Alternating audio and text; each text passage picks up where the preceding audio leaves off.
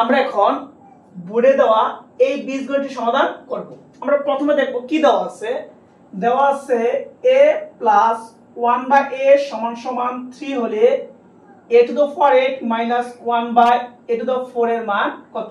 আমি প্রথমে বলে রাখি, আমরা পূর্বের ক্লাসে যখন a টু দ্য পাওয়ার 4 দিয়ে কোনো অঙ্ক দেওয়া আছে তখন উভয়কে বর্গ করেছিলাম, তবে ওই ক্ষেত্রে প্লাসের মান ছিল, অর্থাৎ প্লাসের মান চেয়েছিল।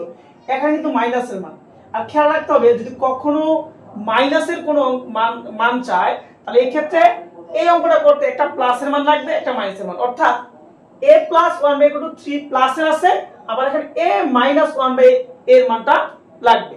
আমরা প্রথমে লিখব, দেওয়া আছে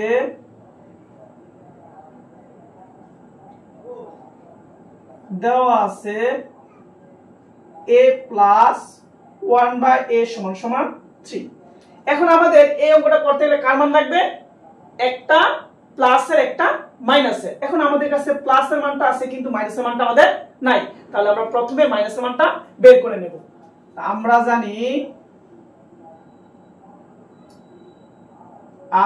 জানি a minus b whole square সমান সমান a plus b whole square minus 4ab। a কাটা, এটার মান কত? 3 হোল স্কয়ার মাইনাস হলো 4, তাহলে 3 থেকে কত? 9 মাইনাস হলো 4। 9 তে যদি 4 যায় কত? 5। তাহলে আমরা কি লিখতে পারি? বা a minus 1/a whole square সমান সমান 5। এখন আমরা জানি স্কয়ার নিয়ম কি? বর্গমূল।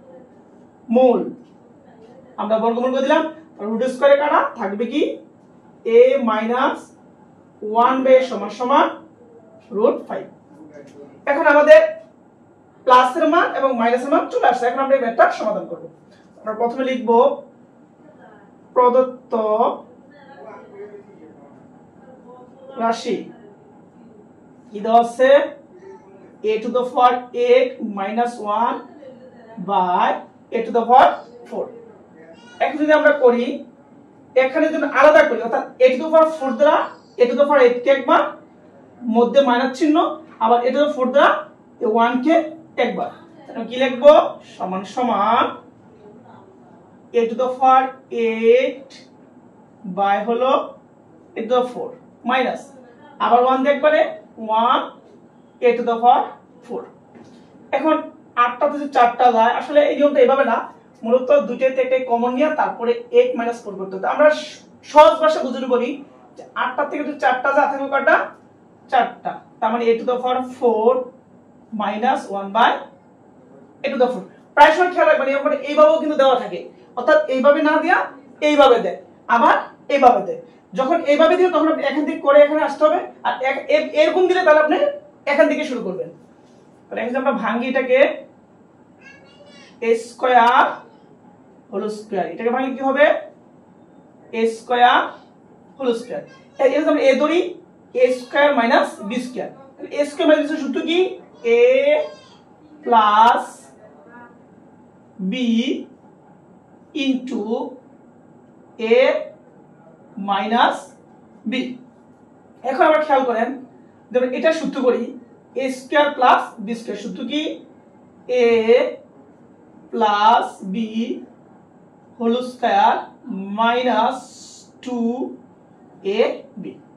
আর যদি আমরা এটাকে সূত্র করি, a square minus b square. সূত্র কি? a plus b into a minus b। এখন এটার মান কত দেওয়া আছে?